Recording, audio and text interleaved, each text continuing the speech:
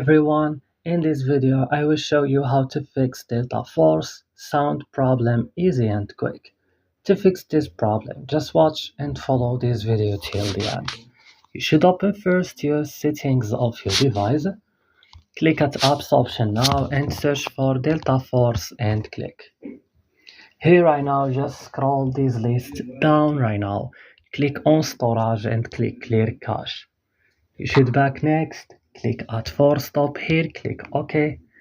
Move to Play Store or App Store, update Delta Force. Right now restart your mobile phone and that's it. Don't forget to like and subscribe and